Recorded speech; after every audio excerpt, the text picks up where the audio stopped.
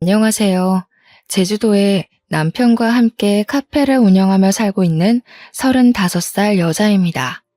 자상한 남편과 귀여운 딸아이, 우리 세 가족은 알콩달콩 행복하게 살고 있어요.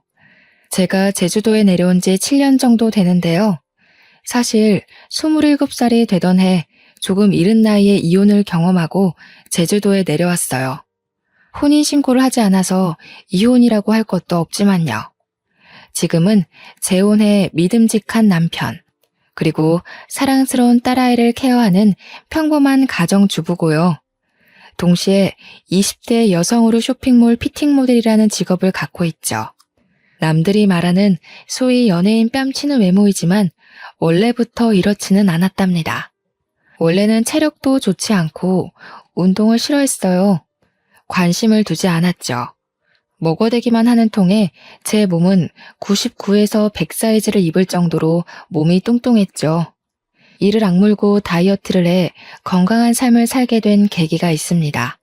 제가 제주도에 내려왔는지 왜 밀어날 정도로 독한 마음으로 다이어트를 했는지 궁금하지 않으세요? 지금부터 제 인생의 큰 오점이기도 한 그 이야기를 들려드릴까 해요. 저는 원래 서울이 고향이고 여느 집처럼 평범한 집에서 자랐어요.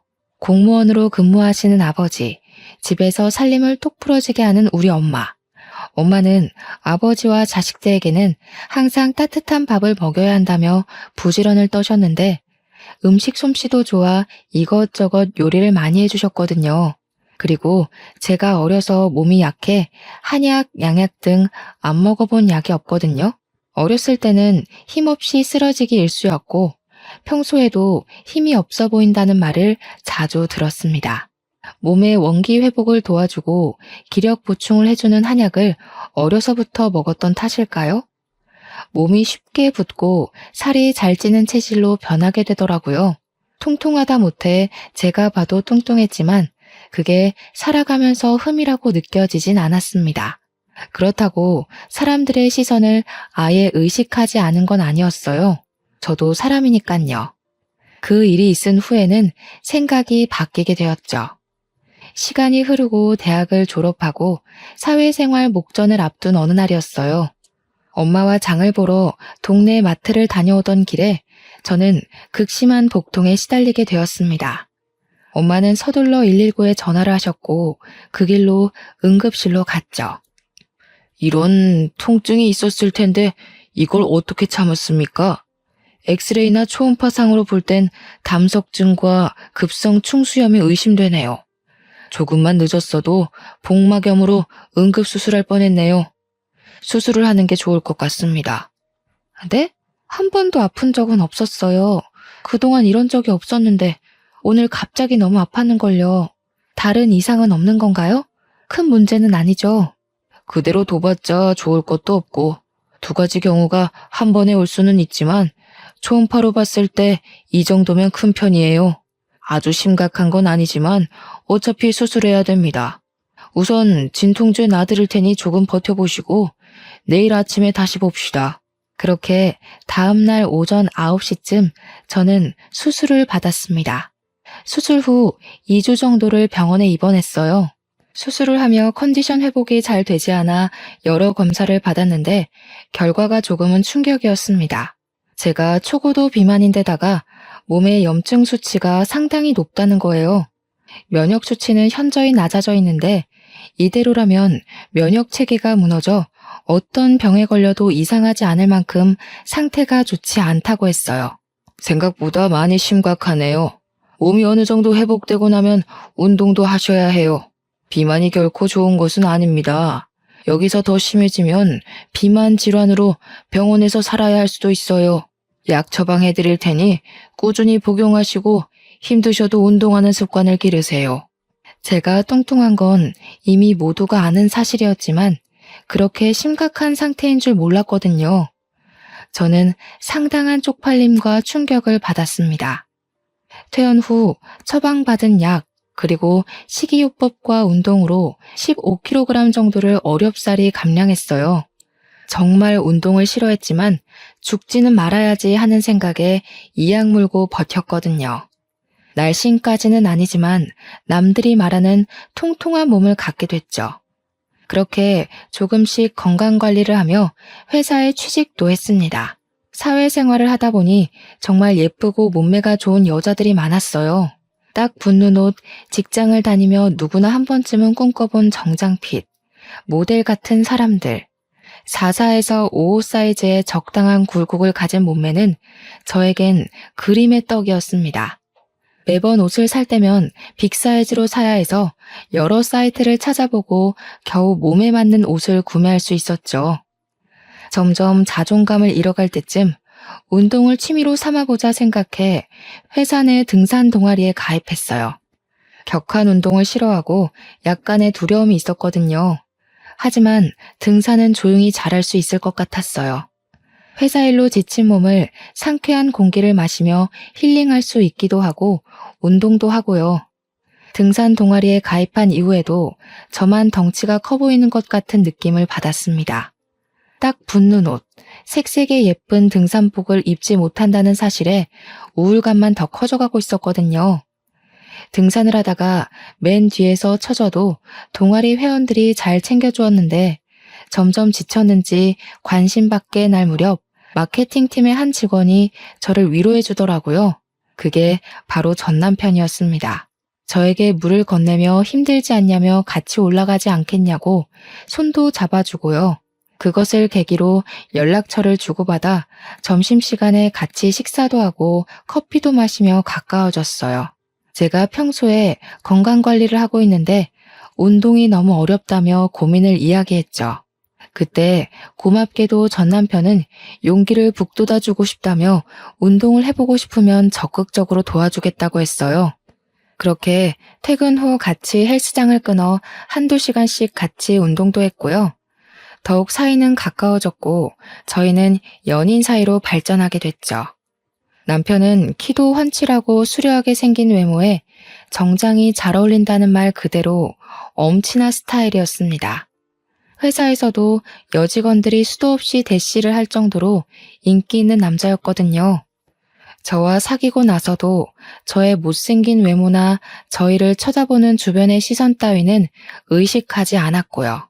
우습지만 회사에서 비밀 연애가 들통나 생긴 별명은 야수와 미남 커플이었어요. 저는 저만을 위해주는 남편의 다정다감하고 따뜻한 마음이 좋았어요. 어쩌면 제가 바랬던 것일지도 모르지만요. 위로가 많이 됐던 것 같아요. 그렇게 1년 정도의 연애 기간 후 저희는 결혼을 하게 됐습니다. 시아버지는 몇 년 전에 돌아가셔서 시어머니 혼자 살고 계셨는데 저를 탐탁지 않아 하셨어요. 정확히는 제 외모가 마음에 들지 않으셨던 거죠. 너 그 몸으로 아이나 제대로 낳을 수 있겠니? 다이어트를 좀 해야 되지 않겠어?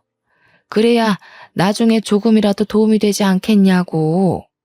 엄마, 면전에 대고 그게 무슨 말이에요. 뚱뚱하면 애도 못 가져. 열심히 운동하고 우리끼리 알아서 할 테니 신경 끄세요. 그렇게 말하는 것도 스트레스야. 스트레스 받으면 더 힘들잖아. 그러니 그만해요. 남편이 그런 게 뭐가 중요하냐며 우리끼리 알아서 하겠다고 중간에서 채비를 해주었어요. 서로 난감한 상황이었지만 남편 덕분에 무사히 모면할 수 있었죠. 결혼식을 올린 뒤 회사 근처 오피스텔에 살았는데요. 어느 정도 돈을 모아 대출을 껴 작은 평수의 아파트를 마련하게 됐습니다. 제 친구들과 남편의 직장 동료들을 불러 집들이를 하기로 했죠.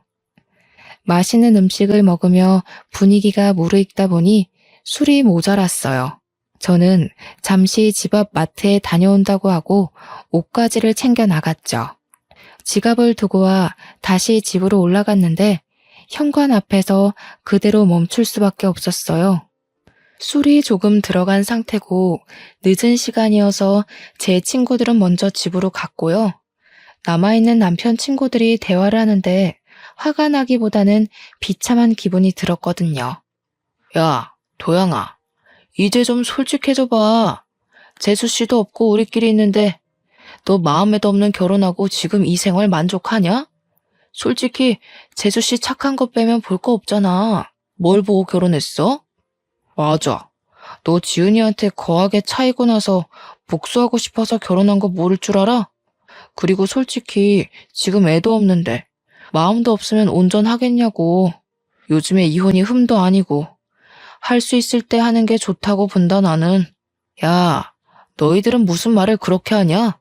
그래도 미정이 심성이 착하고 고운 애야. 외모가 뭐가 중요해? 잘 살면 그만인데. 그리고 여기서 지은이 얘기가 왜 나오냐? 조심 좀 해. 말 나온 김에 조금 더 솔직해져 봐. 너 솔직히 지은이 아직도 못 잊고 있잖아. 아직도 연락하고 지내는 거 다 알아. 준규가 그러더라 임마. 결혼한 놈이 전 여자친구한테 미련 남아서 연락하는데 보기 좀 그렇다고. 그래, 그건 애들 말이 맞아. 결혼한 놈이 다른 여자랑 연락하는 게 말이 돼? 더군다나 그 여자가 전 여친이면 더더욱 안 되지. 너 재수 씨한테 미안해서라도 그러면 안 되는 거야. 정리를 하긴 해야지. 지은이를 정리하던 재수 씨를 정리하던 그건 너의 몫이니까. 저는 남편과 친구들이 하는 이야기를 듣고 당장이라도 소리를 치고 싶었습니다. 하지만 제 꼴이 우스워 보일까 눈물이 나오려던 걸 꾹 참았죠. 아무런 내색도 하지 않으며 지갑을 두고 왔다며 황급히 자리를 빠져나왔죠. 집에서 조금 떨어진 공원에 앉아 펑펑 울다 겨우 마음을 진정시켰고요. 저 지금까지 살아오면서 제가 뚱뚱한 건 알았지만 그것 때문에 상처받은 일은 없었거든요. 하지만 이번에는 정말 비참하고 제 자신이 초라하게 느껴지더라고요. 아무렇지 않은 척하느라 힘들었지만 어쨌든 술을 사들고 다시 집으로 들어갔답니다. 며칠 뒤 집들이가 끝나고 아직도 전 여자친구를 못 잊고 있나 하는 생각에 저는 하루라도 편히 잠을 잔 날이 없었어요. 이 사람이 결혼을 정말 후회하고 있나 하는 생각에 걱정도 되고 불안했거든요. 꿈을 꾸면서도 전 여자친구를 생각하는 것 아닌가 싶었고 이대로는 안 되겠다 싶었어요. 그래서 저는 남편이 잠든 틈을 타 휴대폰을 확인하게 되었죠. 평소 휴대폰을 잠그지 않아 휴대폰을 살펴보는 게 어렵지는 않았습니다. 전화 기록과 메시지를 살펴보는데 전 여자친구와 주고받은 연락이 그대로 있는 게 아니겠어요? 지은아, 내가 다 잘못했어. 한 번만 만나서 다 이야기할게. 내가 너한테 복수하고 싶다는 생각에 홧김에한 결혼이라는 거 알잖아. 정말 사과하고 싶어. 나랑 만나서 이야기 좀 하자. 5분만이라도 시간 내줘. 난 너밖에 없어. 너 지금 그 결혼 생활 만족해? 내가 그렇게 하면 돌아갈 줄 알았니?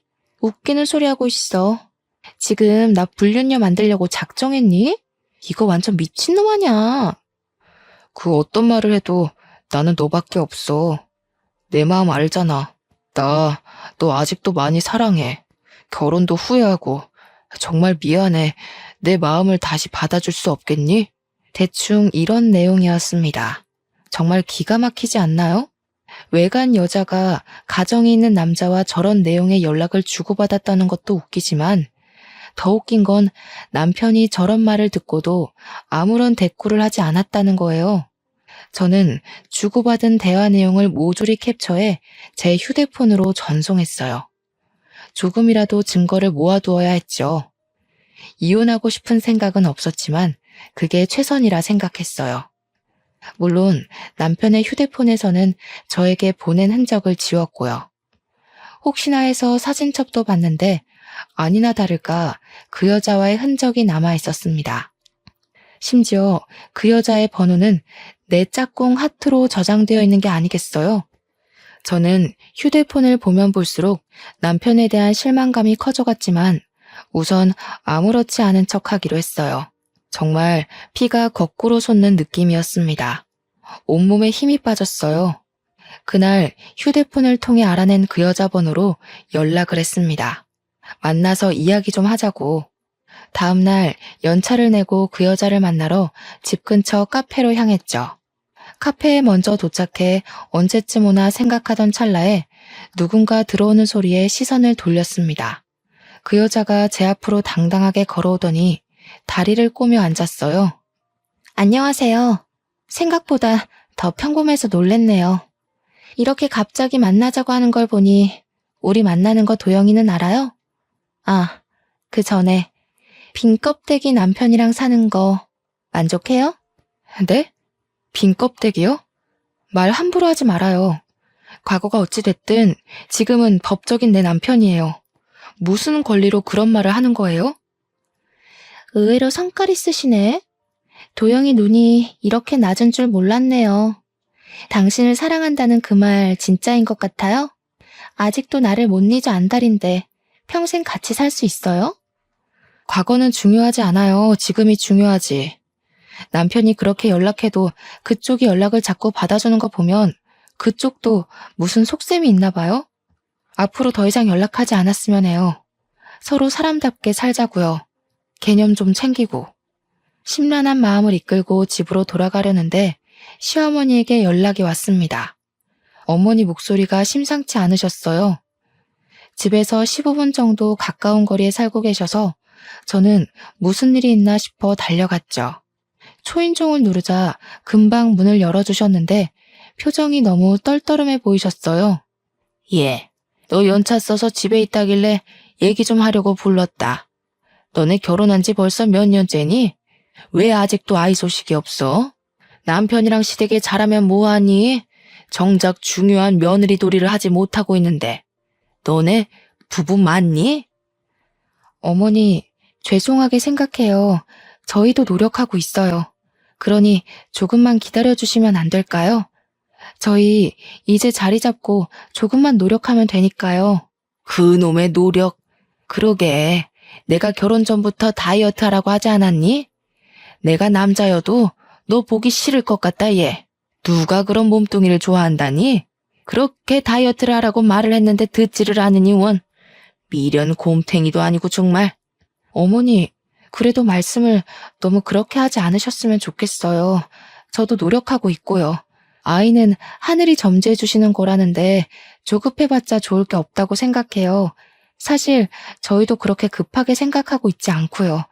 저 그만 돌아가 보겠습니다. 쉬세요. 어머, 얘 말하는 꼬락서니 좀 봐라. 네가 드디어 미쳤구나. 너 내가 이런 말 했다고 기분 나빠? 그러게. 내가 진작에 하란 대로 했으면 이런 일도 없잖니. 지나가는 사람들 붙잡고 물어봐라. 너의 그 뚱뚱한 몸을 누가 좋아하는지. 안 그래도 심란했는데요. 시어머니의 말을 듣고 제대로 빈정이 상해버렸어요.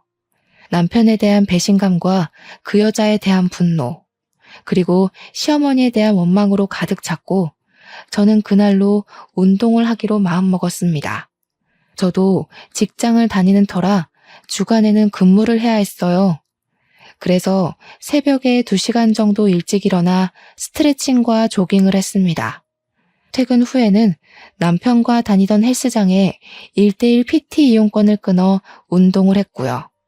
남편은 제가 운동을 한다니 적극적으로 도와준다더군요. 거절할 이유가 없던 저는 건강관리를 한다는 명목하에 다이어트 한약과 온갖 영양제를 몸에 쏟아붓기 시작했어요. 그리고 약간의 성형을 했고 철저한 식단 관리와 운동을 병행했죠. 악착같이 노력한 결과 1년 정도의 기간 동안 30kg 감량이라는 쾌거를 이룰 수 있었습니다.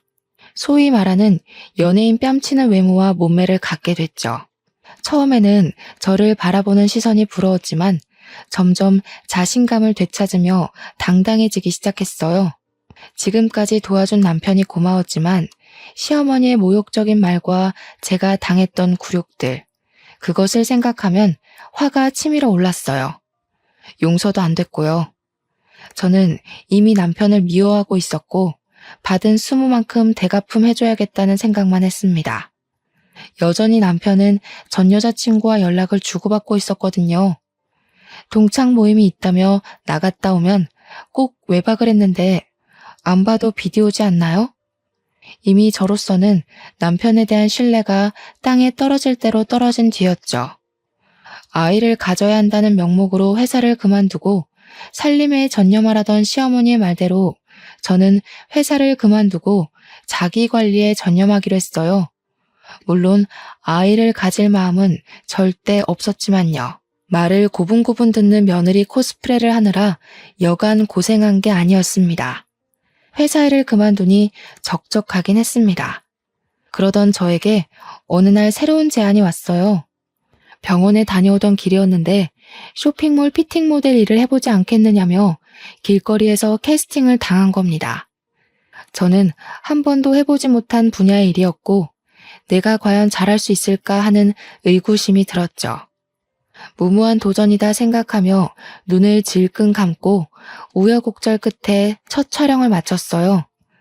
반응은 폭발적이었고 저는 인터넷으로도 조금씩 유명세를 치르기 시작했고요. 제 덕분에 매출이 올랐다며 쇼핑몰 사장님이 돈을 더 챙겨주시기도 하셨어요. 얼굴이 이뻐진 탓에 사장님이 화장품 모델로 한번 해보라길래 딱 한 번 온라인 화장품 모델을 나갔거든요. 그런데 반응이 좋아서 화장품 모델까지 고정적으로 일하게 됐습니다. 처음에는 그저 이 상황이 얼떨떨하기만 했어요. 길을 지나가면 알아보는 사람도 생기고 자신감이 하늘로 솟구치고 있었죠. 덕분에 돈도 직장인 월급의 두세 배는 많이 벌 수 있었고 마음의 여유도 생겼습니다.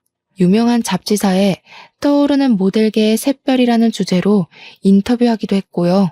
제 과거 사진을 공개하며 다이어트 비결, 운동 비결 등을 숨김없이 오픈했는데 오히려 반응이 더 좋아서 쇼핑몰 매출이 급상승했다고 인센티브까지 넉넉하게 받았습니다. 그런 저의 모습을 남편과 시어머니는 대단하다며 칭찬을 해주었어요. 시어머니는 이제야 제가 정신을 좀 차리는 것 같다며 아이를 가지라고 여전한 모습이셨지만요. 친구들과 부모님은 제가 예뻐진 것보다 당당해지고 자신감이 생긴 것에 대해 축하를 해주셨습니다. 하지만 저는 남편에게 복수할 날만 기다리고 있었죠. 예, 이제 좀 말이 통하는구나. 그렇게 말할 때는 듣지도 않더니 네가 무슨 바람이 불어서 오래간만에 며느리 노릇을 좀 하는구나. 곧 좋은 소식도 들려주겠지? 기대하고 있으마. 에이, 엄마는 또 잘 나가시다 왜 그러실까? 아이 문제는 우리가 알아서 할 테니 엄마는 그저 지켜보기만 하시라니까는. 우리 걱정 말고 엄마 끼니나 잘 챙겨 드시고 그러세요. 엄마 그거 오지랖이다. 이놈 새끼가 엄마한테 말버릇이 그게 뭐야? 시애미가 돼가지고 그 정도 말도 못하고 산다냐? 알아서 잘 하겠다마는 그래도 어른이 노파심으로 얘기를 하는데. 아무튼 좋은 소식 기다리고 있으마. 사실 이제 와서 말씀드리지만 그때 남편과 저는 혼인신고를 하지 않은 상태였거든요. 왜냐하면 집을 구매해서 세금 문제로 1년 정도만 더 있다가 혼인신고를 하자 합의를 했어요. 물론 양가 부모님에게는 비밀로 했고요. 혼인신고를 안 했다고 하면 그게 말이 되냐며 노발대발 하셨을 옛날 분들이셨거든요. 저는 이제는 때가 된 것 같아 결심을 했습니다. 남편에게 그동안의 모든 일을 적어놓은 편지 한 통만을 남긴 채 짐을 싸서 친정으로 왔어요. 남편은 출장을 간 상태였고 전 그 사이에 모든 것을 정리하기로 결정했죠. 그동안의 일을 모두 부모님께 말씀드렸더니 부모님은 화를 내시기는커녕 한숨을 푹 쉬셨습니다. 솔직히 화를 내실 줄 알고 조금 긴장했었거든요. 오히려 부모님은 제 결정이 그렇다면 믿어주겠다고 응원을 해주시는 게 아니겠어요? 저는 부모님께 죄를 짓는 것 같고 불효를 저지른 것 같아 가슴이 찢어지는 것 같았어요. 그러기도 잠시 남편이 출장 갔다 돌아왔는지 전화에 불이 나기 시작했습니다. 남편의 시어머니까지 전화기를 꺼둔 탓에 부모님 휴대전화에도 불이 나기 시작했죠. 연락이 닿질 않자 친정에 찾아온 남편은 한 번만 만나달라며 애원하기 시작했어요. 친정 부모님께도 혹시라도 찾아오면 절대로 문 열어주지 말라고 채비해 놓았고요. 미정아, 이러지 말고 만나서 얼굴 보고 이야기하자 제발. 갑자기 이러는 이유가 뭔지 모르겠어. 나 지은이랑 아무 사이도 아니란 말이야. 네가 오해하고 있는 것 같은데 내가 전부 다 설명할게. 제발 한 번만 만나줘. 며칠을 문전박대하며 만나주지 않았어요. 지치는 법도 모르는지 하루도 안 빼놓고 친정집에 오길래 이 짓도 못할 짓이다 싶고 부모님이 괜히 피해보시는 것 같아 집 앞 호프집에서 만나자고 했죠. 맨정신에는 제대로 상대할 수 없을 것 같아 단숨에 맥주 한 잔을 들이켰죠. 아니나 다를까 저를 본 남편은 불쌍한 척을 하며 되지도 않는 변명을 늘어놓더군요. 가만히 듣자 하니 정말 가증스럽고 역겨웠어요. 미정아, 너도 알잖아. 내가 널 얼마나 사랑하는지. 전 여자친구 때문에 널 만나서 결혼한 게 아니야. 물론 너를 처음 만날 땐 보여주고 싶은 마음은 있었어. 하지만 결혼은 정말 온전히 네가 좋아서 한 거야. 제발 날 믿어줘. 어떻게 하면 마음을 돌릴래? 뭐? 사랑? 웃기는 소리 하고 있네. 내가 무슨 마음으로 독하게 다이어트 했는지 알아? 이게 다 당신이랑 어머니 때문이라고. 아직도 모르겠어? 날 그렇게 무시하고 짓밟을 때는 언제고 이제 와서 사랑 타령이야? 그게 무슨 말이야? 사랑 타령? 그리고 왜 갑자기 여기서 엄마 이야기가 나와? 알아듣게 좀 이야기해. 엄마가 너한테 무슨 짓을 하기라도 했어? 왜 가만히 있는 우리 엄마까지 들먹여? 엄마가 애 낳으라고 한 것 때문에 그래? 어른이 그 정도 말은 하실 수도 있는 거지. 이 와중에 시어머니 이야기를 하니 발끈하며 감싸는 모습을 보고 그나마 남아있던 정도 뚝 떨어지더라고요. 지금 상황에서 누가 갑인지 모르는 것 같았어요. 어떻게 하면 저렇게 멍청한 말을 할 수 있을까 의구심이 들었죠. 저 같으면 무조건 미안하다고 싹싹 빌었을 건데 자기 엄마 편을 들고 앉아있는 꼴이라니 더 이상 말할 가치가 없었습니다. 도영씨, 아직 정신 덜 차렸구나. 나랑 결혼 생활하면서 그 여자한테 찝쩍거린 건 뭔데? 지금까지 연락 주고받는 거 내가 모를 줄 알았어? 내가 바보니? 너 집들이 하던 날 친구들이 하는 소리 듣고 가만히 있더라? 내가 그때 얼마나 비참했는지 알아? 네가 알기나 하냐고. 아니 그게 아니라 미정아, 내가 이렇게 빌게. 나 한 번만 봐주라. 솔직히 결혼 전엔 네가 못생겨서 정이 안 생겼어. 그건 인정해. 그런데 결혼하고 네가 환골탈태한 모습을 보니 생각이 달라지더라고. 이건 어쩔 수 없는 남자의 본능이야. 그러니 이해해 줄 수 없겠어? 본능? 본능 같은 소리 하고 있네. 당신 미쳤구나 진짜? 내가 그 여자 대용이었어? 내가 재활용품이니? 날 고작 그런 취급하려고 나랑 만나서 결혼까지 한 거야? 그래, 이제 이뻐지니까 나한테 조금 미련이 생겼나 보지? 그러게, 처음부터 엄마가 살 빼라고 했으면 내가 지은이한테 연락할 일은 없지 않았겠어? 이건 너도 잘못이 있는 거야. 그러니 우리 서로 좋은 게 좋은 거라고 다시 예전으로 돌아가자, 어? 나랑 살면서 그 여자한테 찝쩍댄 거? 이해한다 쳐. 그래, 1000번이고 10,000번이고 이해해줄게. 너 차여서 나한테 들러붙은 거라며? 그럼 이해하기가 조금 쉽겠네. 어차피 아무 사이도 아니니 나한테 거하게 차였다고 생각해. 다른 여자 구해서 그 여자한테 정이라도 붙여보던가. 정말 얼토당토 않는 말이지 않나요? 어쩜 그렇게 아무렇지 않게 뻔뻔한 말을 내뱉을 수가 있는지 의문이었습니다. 머리를 열어 속을 들여다보고 싶었어요. 저는 제가 고작 그딴 취급을 받았다는 사실에 화가 머리 끝까지 났죠. 제 앞에 있던 맥주잔을 들어서 남편 얼굴에 확 부어버리고 소리치고 나왔어요. 너 따위 때문에 뺀 내 살들이 아까워. 그럼 이제라도 그 잘난 전 여자친구 만나서 결혼 생활 시작하면 되겠네. 너랑 나랑 무슨 사이라도 돼? 우리 어차피 혼인신고도 안 했으니 네 마음대로 해. 이후로도 전 남편은 전화, 문자, 심지어 인터넷으로도 미친 듯이 연락을 하기 시작했습니다.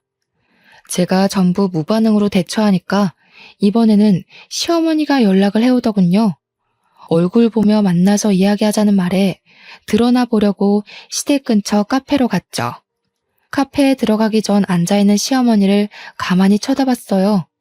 딱 봐도 어떻게 구슬려야 애가 돌아올까 하는 표정이 한눈에 봐도 느껴집니다. 저는 더 이상 휘둘리지 않을 자신이 있었기에 마음을 가다듬고 당당하게 카페 안으로 들어섰어요. 여차하면 머리채도 잡히겠구나 각오하고 예상하면서요. 잘 지내셨죠? 저는 도영 씨랑 이야기가 끝난 걸로 아는데요. 도영 씨한테 전해들은 이야기 없으신가요? 저한테 더 하실 말씀이라도 있으신가요? 설마 여기서 더 살 빼라는 말씀하시려고 온 건 아닐 테고. 예. 너는 정신이 있는 애니 없는 애니? 이혼이 그렇게 쉽니? 어떻게 종이에 띡 몇 자 끄적여놓고 집 나가서는 이혼하자는 말이 그렇게 쉬워? 부부싸움은 칼로 물베기라지만 그래도 네가 이러면 안 되는 거야. 솔직히 네가 진작에 관리하고 남자 마음을 사로잡을 줄 알았으면 이런 일도 없었다. 쉽냐고요? 저한테는 쉽죠. 어려울 것도 없는데요. 말이 나와서 얘기하는데요. 도영 씨랑 저 어차피 혼인신고도 안 한 사이인데요? 그냥 사귀다가 헤어진 거죠. 아니, 정확하게 말하자면 제가 도영 씨를 찬게 되나요? 제가 혼인신고를 안 했다는 말을 하니 시어머니의 표정이 굳더군요. 정말 모르셨던 눈치였어요. 저야 그렇다 치지만 헤어진 마당에 얘기는 했어야 하는 거 아닌가요? 물론 저는 아쉬운 것 없었지만요. 도영 씨가 혼인신고 이야기는 안 했나 보네요. 어머니, 아니, 아줌마. 뭔가 대단히 착각하고 계시나 본데 우리 아무 사이 아니거든요? 저한테 이래라 저래라 하지 마시고요. 댁네 아드님 간수나 잘하세요. 뭐?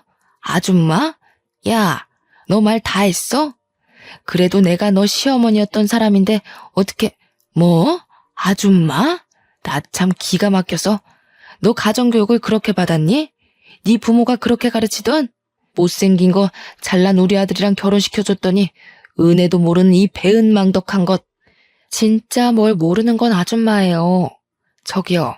댁 아드님이 나랑 같이 살면서 전 여자친구한테도 빌빌거린 거 모르세요? 나한테 와서 이럴 게 아니라 아드님을 잡으셔야지. 그리고 뭐? 교육? 그럼 그쪽은 교육을 참 잘해서 결혼하면 다른 여자한테 찝쩍대라고 가르쳤나?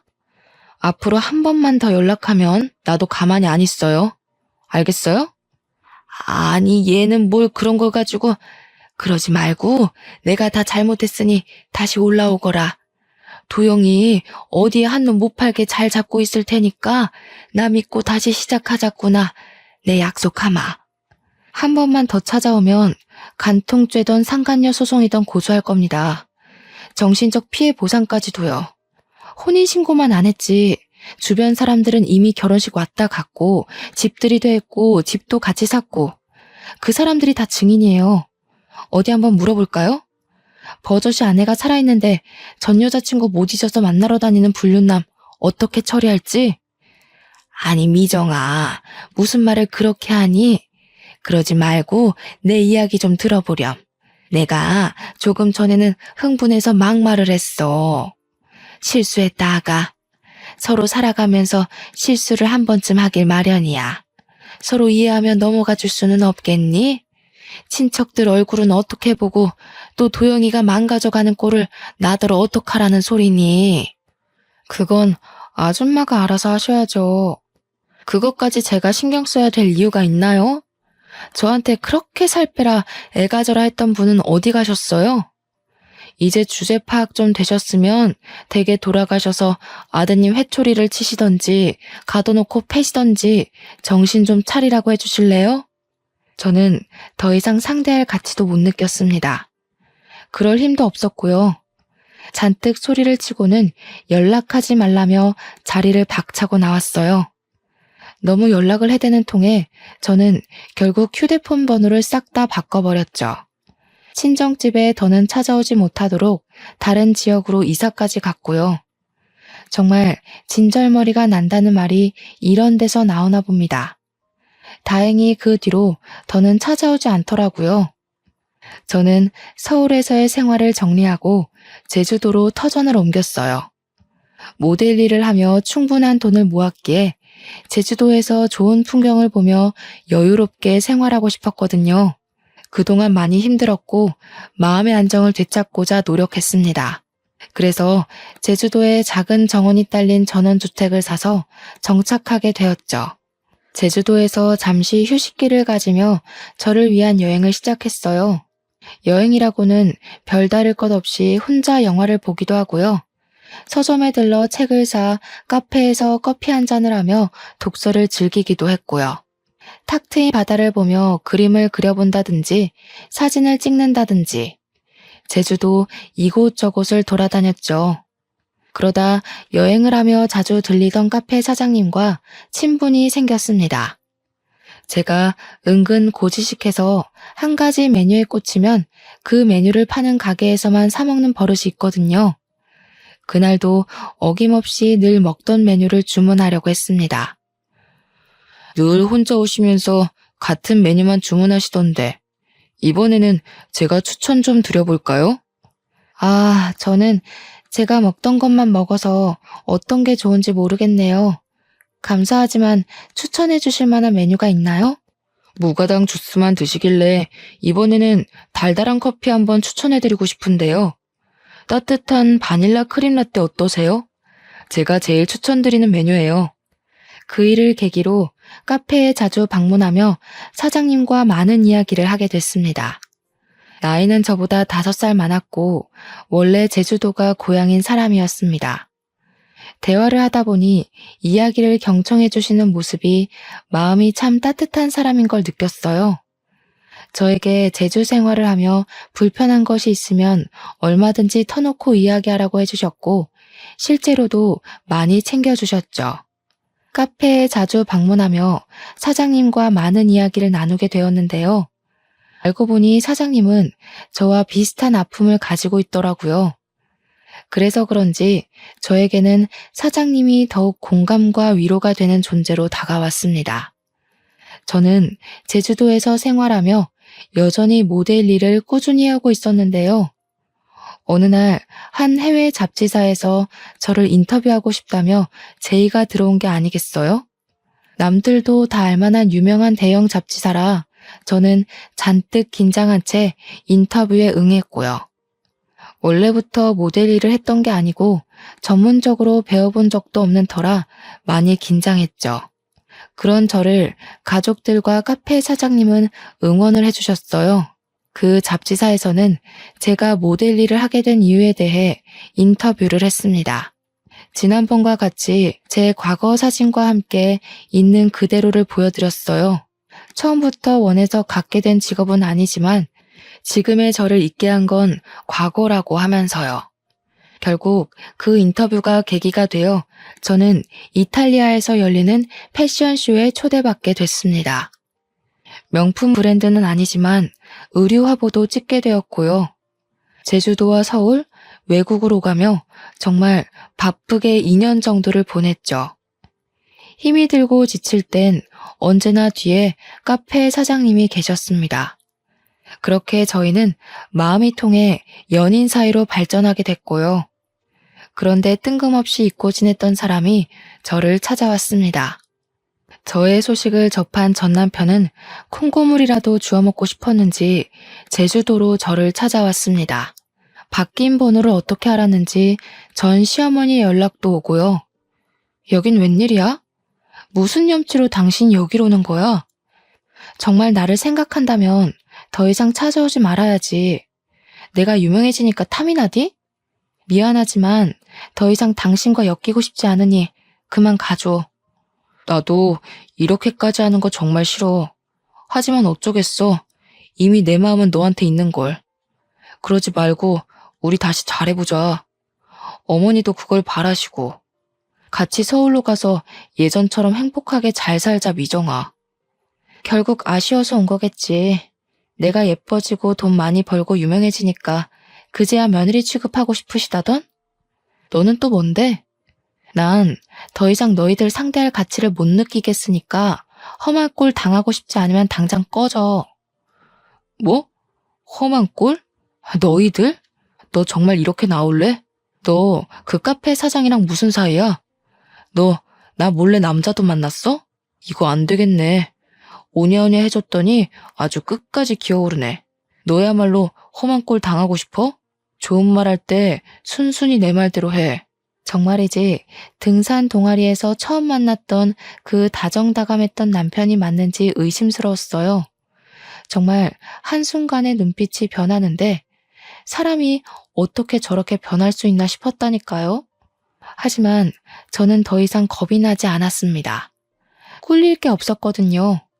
열차 끝난 뒤에 태워달라 하소연하면 무슨 소용이냐고요. 저는 마음을 다잡고 다시 한번 이야기했습니다. 다시 한번 말하지만 이미 우리는 끝난 사이야. 집착하지 말고 돌아가 줬으면 해. 좋게 말할 때 각자 갈 길 가자. 이제 와서 왜 이러는 거야?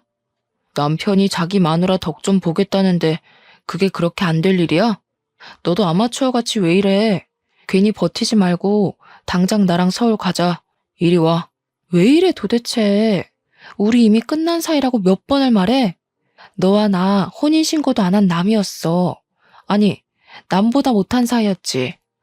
일말의 양심이라도 있으면 이렇게 찾아오면 안 되지.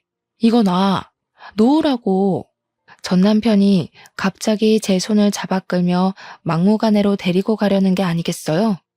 정말 이러다 무슨 일이 나겠다 싶었습니다.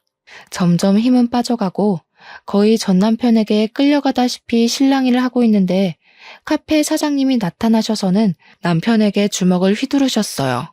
사장님은 이게 무슨 짓이냐며 남편과 몸싸움을 하셨고 주민들의 신고로 경찰이 오고 파출소로 연행된 뒤에야 멈출 수 있었습니다. 전 남편은 파출소에서 사장님에게 콩밥 좀 먹어보라며 절대 합의는 없다고 큰 소리를 쳐댔고요. 당사자였던 저는 제가 오히려 당할 뻔한 건데 사장님이 구해주신 거라고 말씀을 드리니 상황이 역전되어 그 사람은 저희가 합의를 해주지 않으면 꼼짝없이 철창에 갇혀 지낼 신세가 되었죠. 다시는 찾아오지 않고 연락하지 않는다는 조건으로 합의를 해주었고 사장님과 저는 터덜터덜 집으로 왔습니다. 사장님에게는 별다른 저의 이야기를 하지 않아서 이 상황에 대해 의문을 품고 계셨어요. 저는 미리 말하지 못해 미안하다며 그동안의 이야기를 전부 해드렸죠. 미정 씨, 그걸 왜 이제야 말하는 거야? 내가 그렇게 못 믿어왔어? 내가 마침 그 앞을 지나가지 않았으면 미정 씨 정말 큰일 날 뻔했다고. 왜 이렇게 사람을 불안하게 하는 거야? 왜 이렇게 사람을 걱정시키냐고. 죄송해요, 사장님. 말할 분위기도 아니었고 그렇게 좋게 끝난 일은 아니라서 선뜻 말하기도 죄송했어요. 제 과거를 다시 생각하기도 싫었고요. 제가 과거를 이야기하면 사장님도 저를 안 좋게 생각하실까 봐. 미정 씨 참 미련하다. 이렇게까지 말하는데 모르겠어? 이제 알 때도 되지 않았나? 나 미정 씨 많이 좋아해. 난 앞으로 미정 씨가 내 눈앞에서 이런 위험한 일 겪는 거 못 참겠어. 이 상황에서 할 말은 아니지만 앞으로 남은 인생 나와 함께 걸어가 보지 않겠어? 사장님, 저를 그렇게 생각하고 계실 줄은 몰랐어요. 저는 아직도 제가 보잘것없다고 생각했는데 좋게 생각해 주셔서 감사해요. 든든한 제 편이 생겨서 기분이 좋네요. 앞으로도 잘해봐요. 그렇게 사장님과 저는 부부의 연을 이어가기로 했습니다. 가족들과 모여 식사를 하고 사진을 찍는 것으로 결혼식을 대체했고요. 지금까지 제주도에 정착하며 행복한 삶을 살고 있답니다. 작년에는 딸아이도 태어나 지금은 2살이 되었고요. 여전히 모델 일을 하고 있고 육아와 병행하려니 여간 힘든 게 아니지만 정말 행복하고 즐겁게 일하고 있답니다. 전 직장 동료의 말을 들어보면 전 남편은 이리저리 선을 보러 다니기 바쁘다더군요. 결혼해서 아이를 낳고 가정을 꾸려나가도 모자랄 나이에 어머니 등살에 떠밀려 선을 보러 다니는 꼴이란. 아무튼 이렇게 저는 과거를 뒤로한 채 행복하게 살고 있답니다. 물론 그때 그 일이 생각 안 나는 건 아니에요. 그것도 어떻게 보면 제 인생의 일부이기도 하니깐요. 그런 말이 있죠. 겉모습만 보고 판단하지 말라고. 세상을 살아가는 데 있어 정말 중요한 건 외형적인 모습이 아니라 그 사람의 내면인 것 같아요. 외모로 기준을 잡고 살아가다 보면 드넓은 세상에서 과연 무엇을 얻을 수 있을까요? 아름다운 외모를 가지고 있으면 누구나 그 외모를 사랑할 수 있지만 어떤 사람을 내 곁에 두느냐는 내 성격과 마음으로 결정하는 거라고 생각해요. 여러분도 사람의 겉모습만 보고 판단하지 마시고 그 사람의 깊은 내면을 들여다볼 수 있도록 조금만 노력하시면 이 세상 그 무엇보다 소중한 인연을 만나실 수 있으실 겁니다. 외모가 어떻든 간에 당신은 존재 자체만으로도 특별하고 사랑받는 사람이라는 걸 기억해 주세요. 저의 긴 사연을 읽어주셔서 감사드리고 행복한 일만 가득하셨으면 좋겠어요.